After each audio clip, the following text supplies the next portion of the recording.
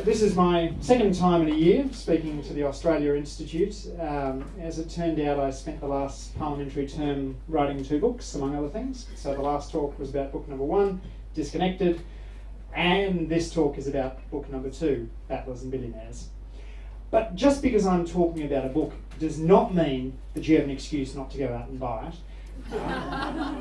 What I'll be talking about tonight is a mere snippet, a mere scratching the surface of what you'll find inside Battlers Billionaires. So you have no excuse not to pick up a copy if you enjoy this evening. I'd also like to thank the Australia Institute, a think tank which I think is more essential than ever before. The Australia Institute has a terrific mix of ideas, but also enlivening the public discourse. You guys do that extraordinarily well, and for the next 3 years, until Labor's back in government, you will be playing an important role in that. I'd like to start with a story. I want you to imagine a ladder in which each rung on the ladder represents $1 million of household wealth. On that ladder, the typical Australian household is closer to the ground than they are to the first rung. The median Australian income is about $500,000. So if you're at the middle of the distribution, your wealth is almost half the way to the first rung. If you're in the top 10%, that gets you 1.5 rungs up the ladder. If you're in the top 1%, that gets you 5 rungs up the ladder. Gina Reinhardt is 10 kilometres off the ground.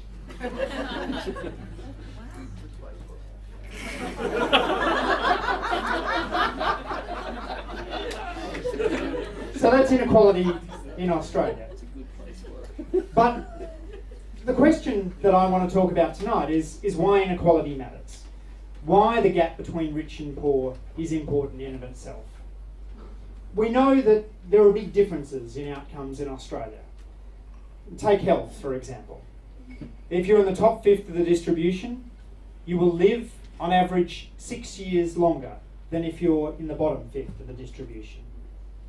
That's plausibly bigger than all of the income differentials across the lifetimes, because what wouldn't you give up to have 6 more healthy years?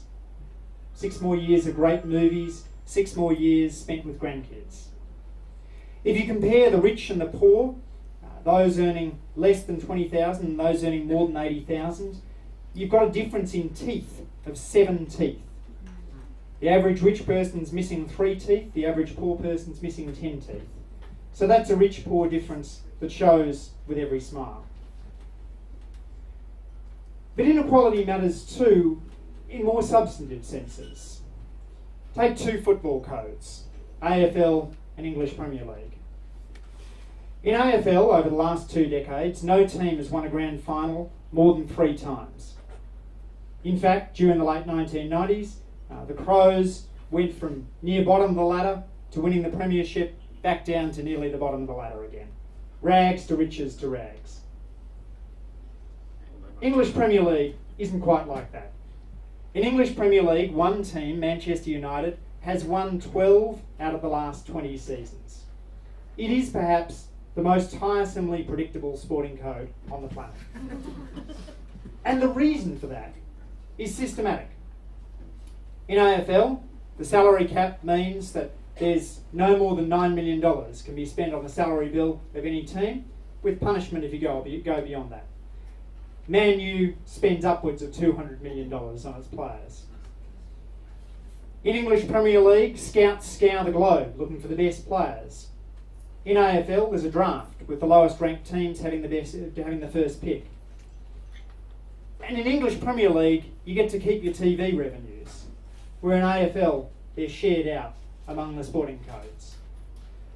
So AFL is a more egalitarian game, and as a result, is, I think, a more interesting game.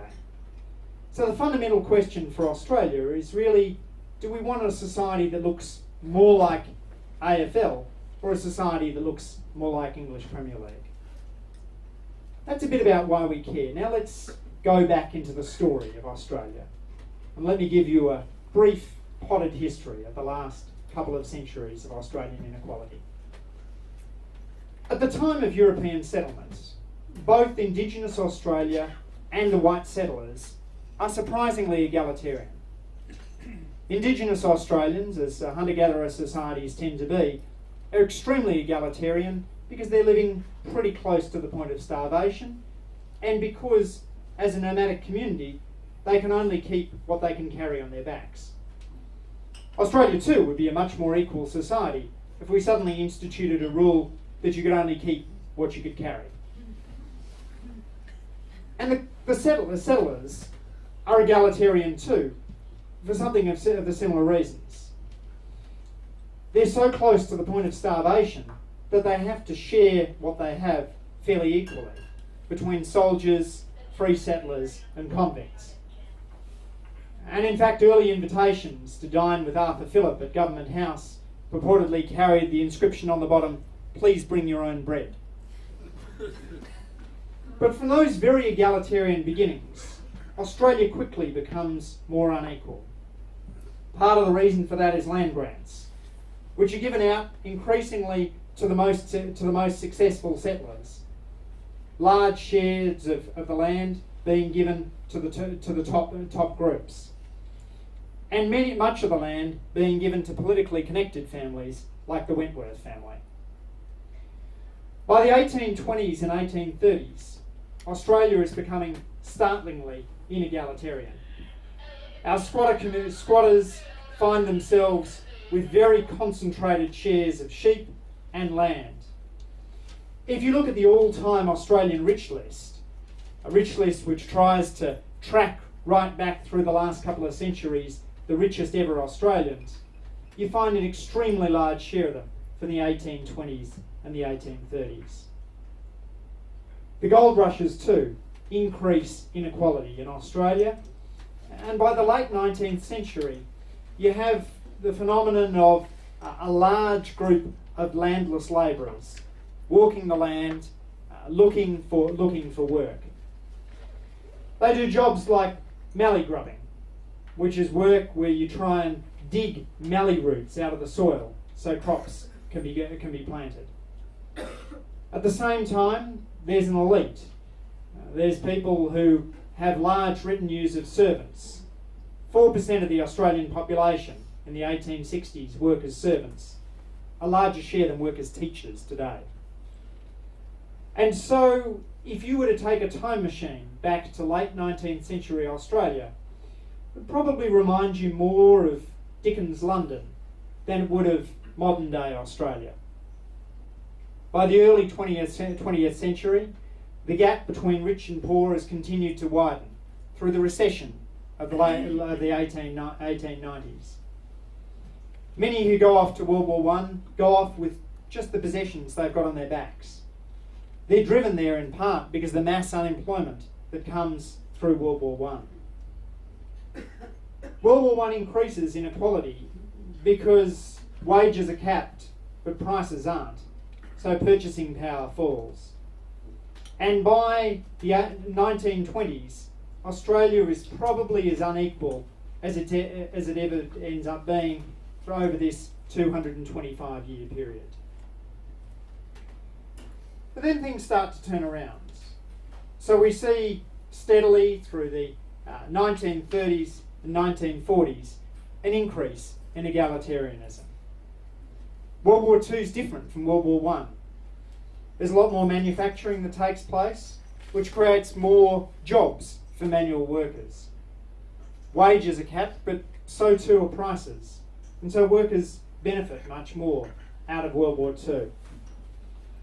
And you steadily see a change in the Australian psyche. Australians increase their home ownership rate. More people than ever before can afford a car. If you're on the minimum wage, it took you 2 years to buy a Holden in the 1930s, but only a year by the 1950s. And by the 1960s, Australia is described by one social researcher as a country where the rich feel a need to keep up with the rest, rather than the other way around. I've looked at this too in terms of CEO pay, tracking right through the 120-year history of BHP and how long it took an average worker to earn as much as the BHP CEO. If you look back at World War I, the average worker would have to work for 50 years to earn what the BHP CEO earned in a single year. But by the late 1940s, 15 years' work will earn you the BHP CEO pay. I'll take you to the current period, where it would take you more than 2 lifetimes for the average worker to earn what the BHP CEO earns in a single year. But let's stick for now with the 1960s, because it's a period of egalitarianism not just in Australia, but also across the English-speaking world. High taxation is a part of that. Tax rates hit over 90% in Australia, as they do in Britain and the United States. But you've also got strong unions, a strong manufacturing sector, and in many of these countries, increases in education rates. This continues through to the 1970s, which is probably the high point of the Australian egalitarian project. Under Malcolm Fraser, I estimate, the share of the top 1% reached its low point. From a high of around 12% of national income, 12 times their proportionate share, the top 1% go down to having just 5% of national income, 5 times their proportionate share by 1980. But then things start to turn around. From 1980 through to the present day, we've seen a doubling in the top 1% share, a tripling in the income share of the top 0.1%. The initial billionaires start to come in the mid-1980s, the era of people like Alan Bond and the Kerry Packer empire. You might remember the Gold Coast candidate who was running against what he regarded as the then rampant increase in inequality over the period. He was so outraged by this that he changed his name by deed-poll to Fast Bucks, thinking it would capture the spirit of the era. You see increases in income inequality, in wealth inequality, in earnings inequality. From 1975 through to today, a worker in the bottom 10% of the of the earnings distribution has seen their wage rise 15% after inflation. A worker in the top 10% has seen their wage rise 59% after inflation. These statistics thanks to Peter Whiteford, who did the initial crunching. Put another way, if a worker in the bottom 10% had seen the same percentage increase as one in the top 10%, they'd now be $14,000 a year better off. We see increases right through the income spectrum, including at the tippy top of the distribution. So if you look at the income share, at the wealth share of the BRW top 200, you see that rising. But you even see inequality rising within the pages of the BRW rich list. Go back to the early rich lists in the mid-1980s, and the top quarter of the rich list have about 2/3 of the wealth. By the end of the period, they have about 3/4 of top 200 wealth. So inequality is rising even at the tippy top of the distribution. You see inequality rise too in the expenditure statistics. Even if we knew nothing about income, about wealth, about earnings, we could look at what people were buying, and that would give us a pretty strong hint that inequality was going up. We see increases in the number of Porsches being purchased, the number of Maseratis. You see increases in the number of in the prices of waterfront home, and you see an increase in the price of Grange, a scarce commodity being competed for by the rising super rich. Even cocaine, what Robin Williams once described as God's way of telling you you're making too much money, is increasing in consumption. And for the consumption of plastic surgery, sorry, can I just get a show of hands of those who've had plastic surgery here? Sometimes get that result. Anyway, you know who you are because 1 in 20 Australians has had a plastic surgery procedure, a share which has rapidly increased in recent years. And so anywhere you look in the Australian data, inequality is on the rise.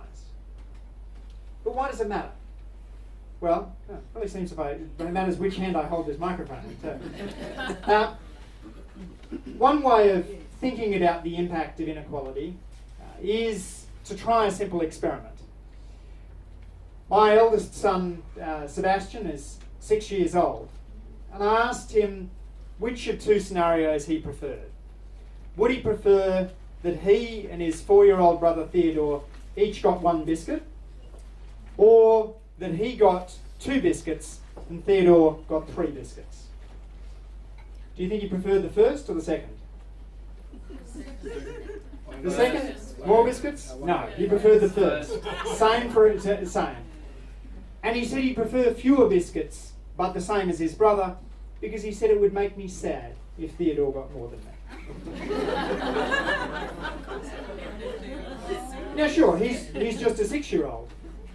But if you look at surveys and you ask people which world they'd rather live in, a world where they had $50,000 and everyone else had $25,000, or a world where they had $100,000 and everyone else had $200,000, about half of us would prefer to be poorer but at the top of the pecking order.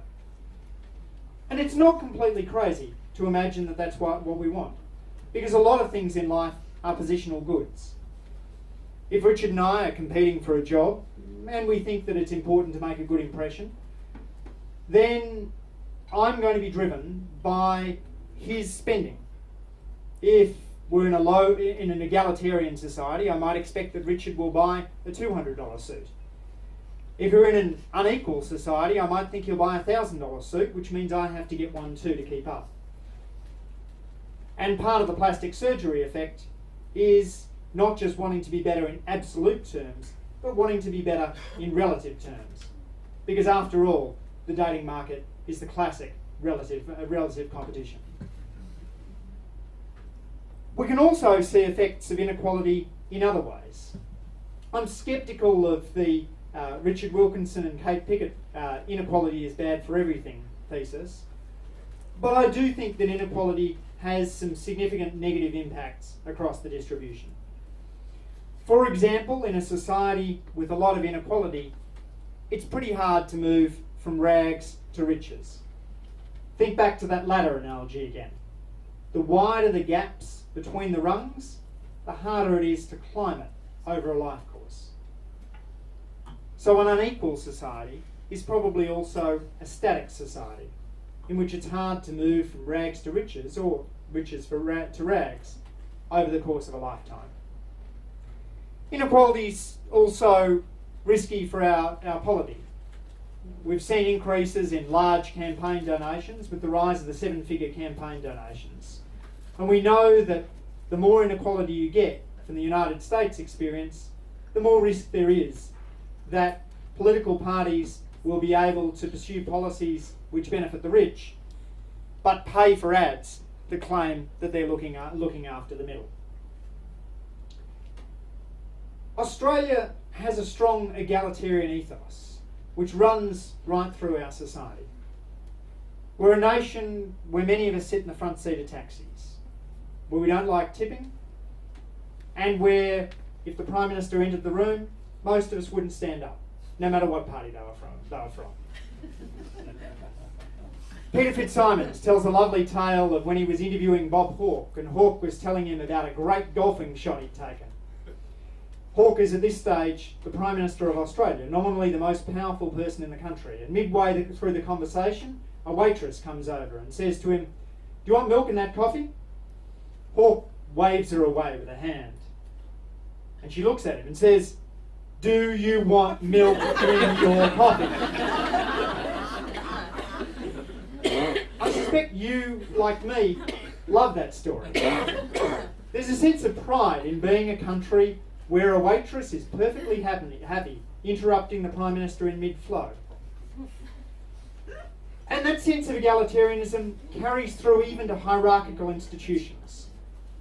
With the exception of Boer War memorials, our war memorials don't tend to list the rank of the soldier. Our soldiers are simply diggers. And in Somalia, our soldiers succeeded where the French and the Americans didn't do so well because they did more foot patrols. It's been suggested, Peter Cosgrove has a lovely account, that what makes the Australians more successful is that they're out doing the foot patrols and hearing the stories from regular folk, not sitting behind the sandbags and having conversations with elders. Australia is a nation where, when the fires swept through Sydney in the early 1990s, happily took people into homes. But when the Los Angeles earthquake struck in the same year, they caused a tent city to be built. Many of us looked at the results of Hurricane Katrina with horror, I think in part because we could never imagine leaving our neighbours outside if we had a bit of space in the home. Even in our sporting codes, we're egalitarian. We think of sport as perhaps the classic competitive endeavour, but our favourite rugby code, Rugby League, was formed out of an egalitarian impulse. Because rugby union said to its players, we're a gentleman's game. We're a game for gifted amateurs. We don't make player payments. And a group of young leaders, particularly in Sydney in the 19 teens, said, well, that's not good enough. Working class blokes who play ought to be paid. So Rugby League, a game which paid its players, was formed and quickly became the dominant rugby code in Australia for the next 50 years or so. And the race that stops a nation, the Melbourne Cup, well, that's an egalitarian race too. The Melbourne Cup's a handicap in which every horse carries at least 49 kilograms, with the weights changing based on previous performance. Racing tragics celebrate Carbine, who won the 1890 Melbourne Cup, carrying a whopping 66 kilograms. By the way, the Americans' favourite race, the Kentucky Derby, that's not a handicap race. That's a race just for 3-year-olds. So even on the sporting field, Australians are egalitarian. But my concern is that egalitarian ethos, those stories that make us proud to be Australian, is at risk in a nation where the economic reality is slowly one of becoming more and more unequal. I think too much inequality strains the egalitarian spirit, and it's important that we pursue policies which help to curb inequality. We need policies which foster growth, because economic growth is the best driver of moving people out of poverty. Few countries have ever managed to decrease poverty without strong economic growth. But we also need a targeted welfare state. We need to maintain a welfare state which has been effective at seeing far more resources devoted to the poorest than the richest. I'm happy to take questions about the current government's policies and how they might threaten that. We want to recognise that progressive taxation is important, and that the flatter you make the income tax schedule, the more the demands for progressivity are going to pop up in inefficient places like company taxes or expenditure taxes or environmental taxes. We want to make sure that we recognise the role that trade unions play. Unions are plausibly the best bulwark against inequality because they push for pay rises which are in dollar amounts rather than percentage amounts, and look at inequalities across sectors and try and remedy them. We need to focus on educational inequality. We know that in the US, the test score gap between rich and poor has grown by about 40% over the last generation. We know that in Australia, we have a large test score gap which may have grown. We can't quite get at those figures. We do know that a child from an advantaged household will know as much maths and English in year 9 as a child from a disadvantaged household will know at year 12. There's a 3-year attainment gap between kids from rich and poor households. We know too, and this is a bit uncomfortable for progressives like me, that there's an impact of what goes on in the family. That the parenting style known as concerted cultivation probably has a bigger impact on kids' outcomes than what's known as natural growth parenting. The sort of Mad Men, let kids be kids, let them alone style of parenting. And there's probably impacts of parenting style that differ across family groups. We know too, and here's another uncomfortable fact, that in households where parents have relatively low levels of education, about 2/3 of the kids have both parents in the home, as compared to high educated families where 3/4 of the kids have both parents in the home. Again, a challenge for policy, but an important fact to be aware of.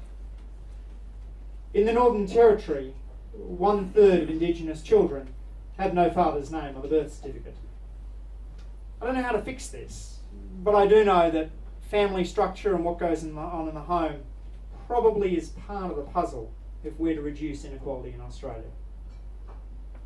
But the egalitarian ethos matters too, because if we don't hang on to that sense of who we are as Australians, that sense of why egalitarianism matters, then we can lose something that I think is pretty sacred. There's a lovely tale from the Bali bombings where the doctor in the so-called Australian ward in Bali, Graham Southwick, is going bed to bed. He asks patients one by one, do you need any more painkillers? And from each gets the answer back, no, I'm doing all right, but the person in the next bed, I think they might need something. And when he reads this, the historian John Hurst is reminded of something, and he goes back through Clive Bean's diaries to World War I. And he sees an account that's almost exactly the same in its spirit. Clive Bean talks about the Australian wounded, each full of concern for the man in the next bed. That concern for those who are worse off, for those who are suffering more than us, is something that we need to hang on to.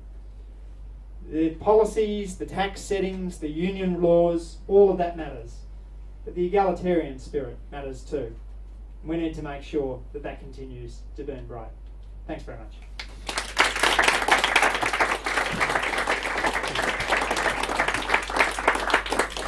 Thanks, Andrew, and it's nice of you to compare my expenditure on suits and your own. I think perhaps not the most ambitious competition that you've won recently. I've seen you in a suit before. Look, I'll stick your hands up if you've got questions, but just quickly before I do, I should point out, Andrew was talking about the tax system. Is Matt Grudnoff here? Oh no, he's doing the thing. Sorry, one of our researchers looked at changes in the tax system recently, and if we'd have left the tax scales alone, the ones we had in 2006, between 2006 today, we would have, if we'd have done nothing more progressive than leave the tax rates as they were, we would have collected an extra $170 billion. But what's interesting is the distribution, because the top 10% of income earners got more of that $170 billion than the bottom 80% combined. So the tax cuts that we've had since 2006, the top 10 got more than the bottom 80. So policy, I think, really can make a big difference when it comes to inequality. Now, I saw a question shoot up at the back. Yep, there's a mic coming. Yeah, you hold it. Hi, thanks very much. You might have heard this past week the most recent episode of the podcast Freakonomics. You've heard of it? It was an American bunch of economists, and they looked Oh, I know it, but I just haven't heard that episode. Yeah. So they looked at something that they called the Georgia Land Lottery from the early 1800s, where something like 20% of the poor people in this particular town got gifted land on a lotto basis. But then when economists and historians went back and kind of looked at the history of the families that did get the land as opposed to those that didn't, there weren't any kind of generational impacts. Their children weren't more likely to be educated, they weren't anymore, etc. And they were discussing whether this meant that it takes more than a kind of sudden gift of extra money to overcome social inequality. And I was just wondering how you think that fits in with your Aussie experience. So I guess I'm kind of halfway between the extremes on this. Money's clearly important because it expands people's choices. It allows you to choose where to live, and it decreases a lot of stresses in life. There's a fascinating strain of behavioural economics research, people like Sandal Moralitharan, who's at Harvard, looking at how being poor increases your stresses and plausibly causes you to make decisions that aren't optimal over the life course. So money matters, but as you say, it's not everything. Susan Mayer's classic book, What Money Can't Buy, emphasises how a lot of the other inputs matter. And the hardest chapter for me to write in Battlers Billionaires was the chapter on social mobility. The stuff about family structure and parenting style is really hard for a progressive, because I find it tough enough being a dad in a two-parent family, let alone knowing what friends of ours who are sole parents work at. The last thing we want is to be blaming sole parents. The last thing we want is to be saying that there is a perfect way of parenting and a hopeless way of parenting. But what goes on in the home is important, and I think progressives shouldn't put it off to one side and say that's all individual choices, that everyone has the liberty to make all the choices they want. One of my role models as a professor turned politician is the late great US Senator Daniel Patrick Moynihan, and he got into terrible trouble in the US in the mid-1960s by talking about the role of family structure in African American disadvantage, and talking about the fact that I think back then a third of African American kids were born out of wedlock.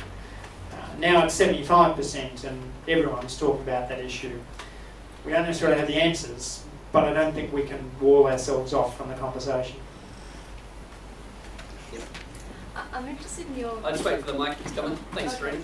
I'm interested in your views, is that working? Okay, I'm interested in your view on inheritance tax, both as a way to raise revenue and to diffuse the concentration of wealth in fewer hands. So I think I end up, this question was presaged on Twitter, I understand. I think it's pretty much, I end up where the Henry Review end up on this.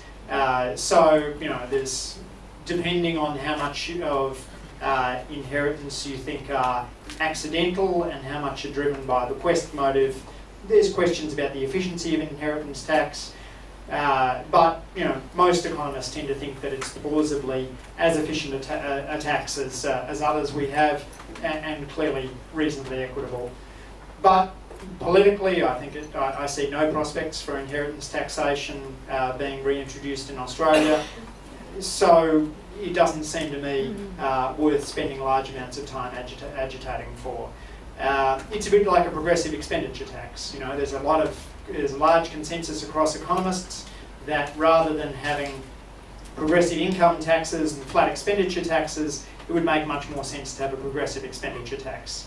It just turns out that implementing a progressive expenditure tax is essentially impossible, and that's the basket into which I place inheritance taxes.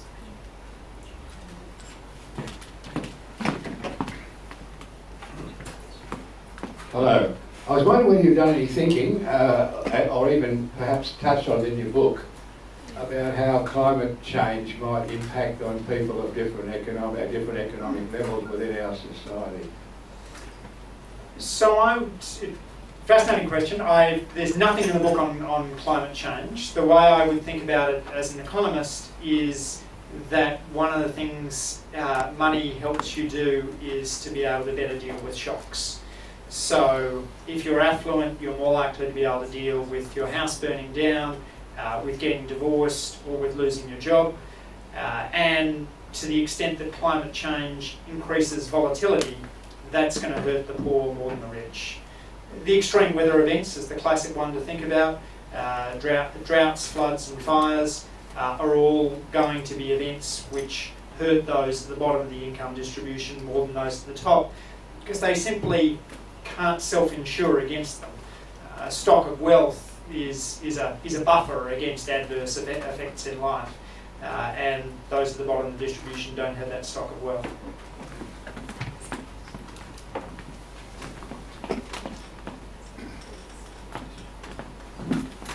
Thank you. A lovely articulation there of your book, which is highly worth a read.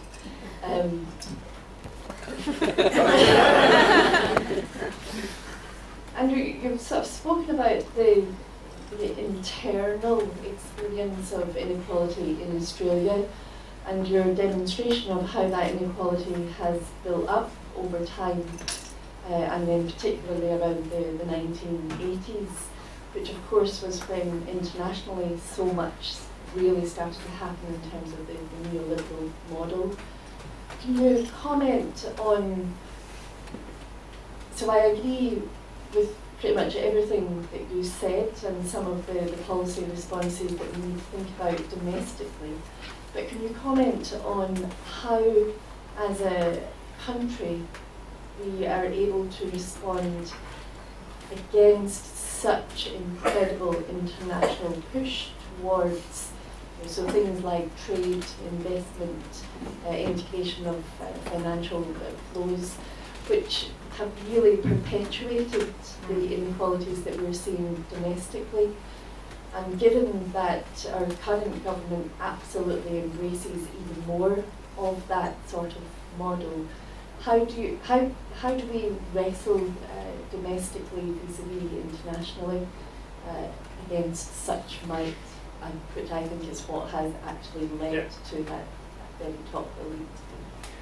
So it's a great question, because so much of what's gone on, I think, is not just globalisation but also technology, generating what economists talk of as superstars. You can think of both globalisation and technology in some sense as being force multipliers for those at the top of the distribution. And one of the examples you can, that economists use is between Elizabeth Billington, a great opera singer of the early 1800s, and Pavarotti, an extraordinary singer of our generation. Billington's best shot was to fill Covent Garden. That was her best option of getting a return. Pavarotti had worldwide CD sales. And so as a result, Pavarotti's earnings are far higher than Billington's. You see this through all walks of the entertainment industry. The income going to the top 1% of rock singers has gone from about a quarter to a half over the last generation, and even the earnings of the top movies have gone up relative to the rest. If you're a great lawyer, then you're now, thanks to technology and globalisation, servicing the region rather than just the city. So I'm not sure we can unpack technology and globalisation from one another, and I think they're about as unstoppable as each other. So, you know, I worked at Meader Ellison in Sydney in the early 1990s. In the 80s, the top Meader Ellison lawyer was servicing Sydney. By the 90s, they were servicing Australia. Today, they're servicing the region. Is that because we've struck some free trade agreements that have services clauses? Well, partly. But then partly it's also because they can video conference and move documents around by email rather than sending them by fax. So I think stopping globalisation or technology is pretty tough, and that's why I'd look instead to the other policy responses. Thanks, Andrew. Very interesting. I'm not as optimistic as you are, and I think Australians' sphere of egalitarianism has shrunk in terms of how wide a circle they extend their egalitarian impulses outwards, and I'm a little bit concerned at that. And as an example of that, the way in which the old term charity begins at home has been misinterpreted by our current generations as meaning be charitable to those nearest and dearest, whereas in fact its original meaning was learning how to be charitable towards others begins at home. That learning is done within the home, but the charitable instinct goes outwards. So I wonder if you would comment on whether you have that same view that I've just expressed, that the sphere of how widely they extend charitableness has diminished. So I don't know any surveys that go directly to it, but what survey evidence I can find doesn't seem to suggest that Australians are less egalitarian than they were in the past. Still, you'd imagine it could well be the case. The longer that high levels of inequality continue, the more they're regarded as, quote, normal. And I think that's, in that sense, the attitudes and the economic reality are intertwined. One of the things for anyone who was at the Disconnected talk a few months back, I'm slightly disturbed by the fact that I've just written a second book which says, gee, the 1950s and 60s were pretty good on some dimensions compared to today. And as a huge fan of Paul Keating, who liked to describe the 50s and 60s as Australia's salad days, I'm a little concerned by that. And so I don't think we want to return to everything about the 50s and 60s. I think there's a lot that was problematic about that era, including bigotry directed towards, for starters, gays, Indigenous Australians and women. But I do think that there's elements of that era that we want to recapture, including the social connectedness that I spoke about a few months ago, and the egalitarianism that's at the heart of tonight. And maybe if we don't get it under control, we will end up where you talk about.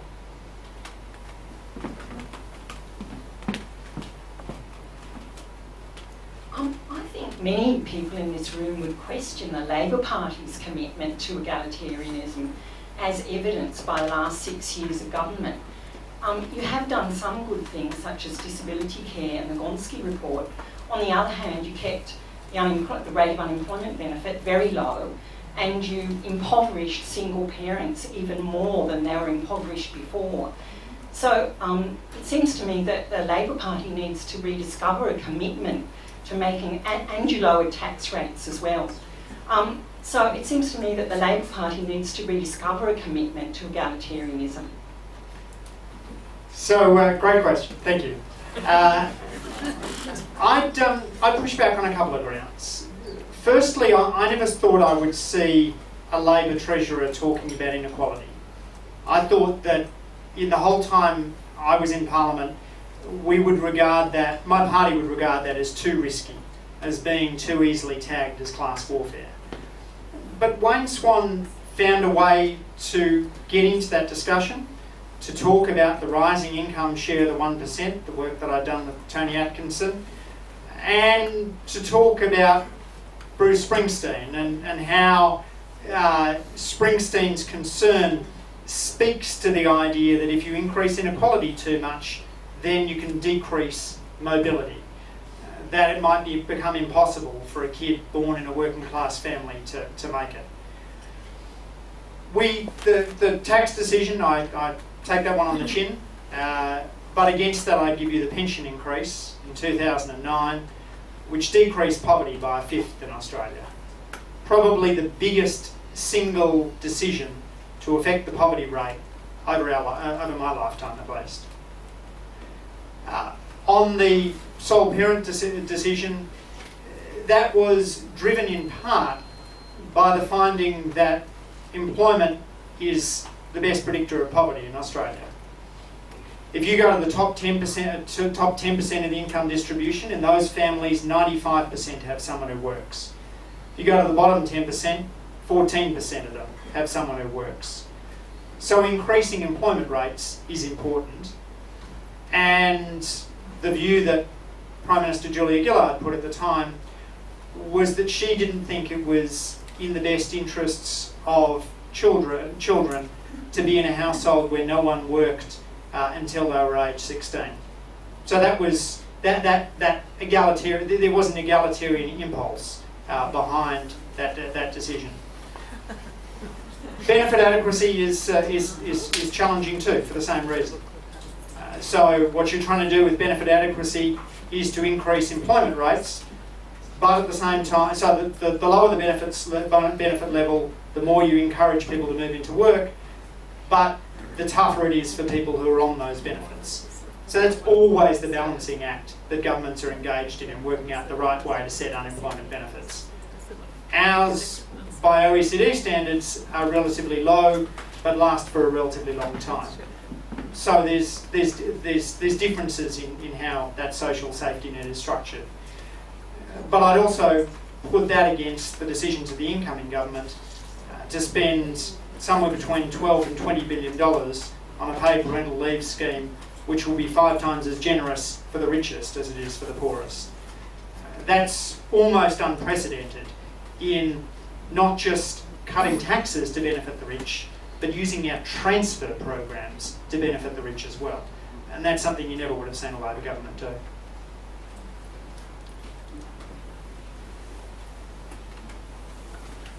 Thanks very much, Andrew, for your talk and your answers to the questions.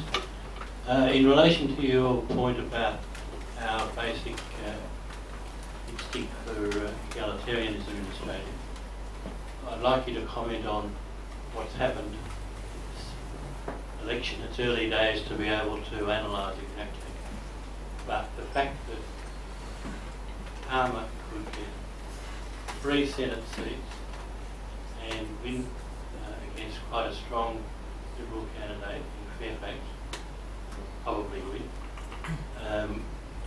It suggests that people were influenced by Palmer's example of becoming a very wealthy man, as well as the massive advertising that he brought to bear. And it seems to me that there's going to be a real shift in the structure of our society as a result of Palmer's huge success at one go. Yes, I agree that this is a tough one. I mean, things have moved so fast. When I put this book out in July, I described the donation that Palmer had made to Liberal and National parties. Then, of course, he fell out with them and ran as a candidate in his own right. And I think benefited partly from his money, partly from his name recognition, and partly also from newspapers just falling for the stunt of running a splashy photo of his plane every time it landed on the tarmac in their city. That mattered a lot and sets a sort of worrying precedent for Australia, partly because one of our most egalitarian taxes, the mining tax, is now under threat. The mining tax is aimed at doing a very simple thing, which is to say, when the world price goes up, the taxpayer should get a share of that. If we go back to the royalties regime, the taxpayer doesn't get a share of it, except through the increased extraction rate. And being able to get rid of a mining tax in order, and then at the same time, to raise taxes on superannuation contributions of low-income Australians is strikingly inegalitarian.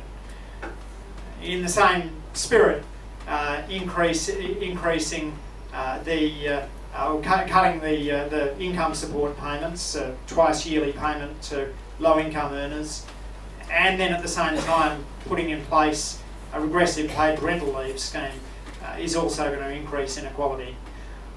There's a lot about inequality that isn't driven by governments. I talk in the book about the 3 big factors being technology and globalisation, taxes and unions. Taxes and unions are a bit affected by policy, technology, globalisation not so much.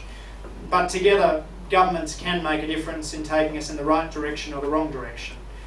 And certainly on almost all the data I've seen, Australian inequality didn't rise under Labor, but I'd be surprised if that continued to be the case under the present government if they pursue the policies they're on, and that won't be helped by the candidate you've referred to. Thanks, Andrew. My question concerns not so much what you say in your book, because I largely agree, I think, like most people here, with what you say, and fully support it. And I think in some way you're probably preaching to the converted here tonight. But my question concerns the goals that you sort of expound in your book. How a more equal or equitable tax redistribution system is sort of like a sunset policy or political achievement. Like it seems so far away. And you have a lot of work ahead of you in terms of building political consensus, political support for this type of thing, from the media, from the public, from former politicians. How would you go about achieving that? So how can you get people on the other side of the political divide to agree with what you're saying? How do you frame it in a way that appeals to the Australian public, to everyone, in a way that generates wide political support? Great question. So inequality is a very partisan notion. If you ask political candidates running for the Labor Party, do they believe income and wealth should be redistributed, they are many times more likely to say yes than Liberal candidates. If you look at comments about inequality, people like Tony Abbott say it doesn't matter. People like Malcolm Turnbull say it's probably not very important. People like Wayne Swan and me would say that it matters a lot. So that language isn't likely to forge a bipartisan consensus. What might is mobility, because I think crossing the partisan divide is the notion that the postcode into which a child is born shouldn't determine whether or not that child gets to become middle class. And at the moment, we don't have policies, particularly education policies, that are doing enough to increase mobility. We've been reluctant to invest heavily in high-quality early childhood education programs. We've been reluctant to push policies that see the best teachers teaching the most disadvantaged students. In fact, we now do the reverse. If you're within our public school system, our teachers, on average, spend the early part of their career teaching poor kids and spend the later part of their career teaching rich kids. That's not what a policy of equality of opportunity would demand, and I think we might be able to get a bit more bipartisanship around equalising life chances, equalising opportunity, than maybe we can over equalising outcomes, even although I think we might get there. That might be a way of getting there in the end. Last questions for Sareen. Sorry, I'm going to take the last question. Andrew, you've spoken about some of your colleagues. I was just wondering if you would care to comment on another colleague, or whether or not you'd sent a copy of your book to Joel Fitzgibbon, who seems, well, he has suggested that households on $250,000 may be struggling. So I think Dickens put it best on this, didn't he? Income 20 shillings, expenses 19 shillings, result happiness. Income 20 shillings, expenses 21 shillings, result misery. You can always spend more than your income. And in the book I have a few pages where I talk about if you find yourself, if any of you are in the situation, it's useful advice, if you find yourself with a couple of $100 million, how you can quickly spend that money. So there's yachts that will cost a couple of $1 million. You can get a helicopter for $300,000, but you'll probably want to go for the $1 million one. You can get a private plane for about $20 million. And you can get the first shot on the Virgin Galactic plane for about $200,000. So you can quickly get through whatever income you have, but that will not necessarily mean that you're doing it worse than most Australians. I'm pretty careful in the book not to talk about where rich is and where the cut-off of rich is, because somehow it's become a political third rail in Australia, even though we don't have third rails in Australia. But I do talk about where the cut-offs are. So if you're earning over $200,000 in individual income, you're in the top 1% of individual income earners. Over $700,000 and you're in the top 0.1% of individual income earners. Does that make you rich if you're earning over $700,000 a year? Well, that's a question for you guys to determine. But I will tell you that puts you in the top 0.1%. I'll also tell you, if you're wondering about household income, that the median household income in Australia is about $80,000. So if your household has an income above $80,000, you're in the top half of the distribution. And that's a fact that I think is too easily lost in our political debates, because almost all of those speaking, reporting on the debates are in that top half of the income distribution. Thanks everyone, really enjoyed the conversation. I'm happy to stay for more questions. What's next?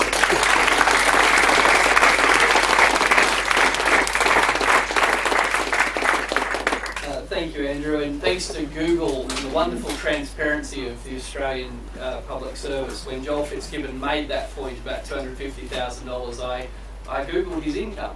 And he was currently, just before he was demoted, he was earning $246,000. So clearly he had his eye just on that next 4,000, which he might have just made it. Well, thank you, Andrew, for your again insightful and thought-provoking comments, and clearly from the crowd here, you've certainly attracted people to his book. Let's just do a straw poll here. Who here thinks that it would be better if Australia's income was more evenly distributed? And who here thinks that the tax system has an important role to play in achieving that? All right, good. Well, now I'm going to do a plug. The two areas, so the Australian Institute's done a lot of work on mining and the impact of the mining boom in recent years, which will continue. But the number one issue that we chose to focus on for the next 3 years is inequality, is equity. And personally, my bugbear, for anyone that reads my stuff will know that I'm obsessed with the tax system, because basically I never meet a progressive that doesn't want to spend money, but I don't meet nearly enough that want to talk about collecting the tax required to pay for those things. And I think our progressive politics is fundamentally weakened by the fact that, as Andrew said, some issues of tax are just politically toxic. Well, someone has to talk about them, and I think Andrew's quite brave in talking about them, but frankly I think progressive politics is too happy to talk about spending more on health and spending more on education and spending more on renewable energy, and I don't think progressive politics has done nearly enough to talk about the need to collect a lot more tax. And what better way to solve two problems at once, spend more on services and fix up the distribution of income, than an equitable tax system. So if you put up your hand to both of those questions, please consider making a tax-deductible donation. And on that note, please join me in thanking Andrew Leigh.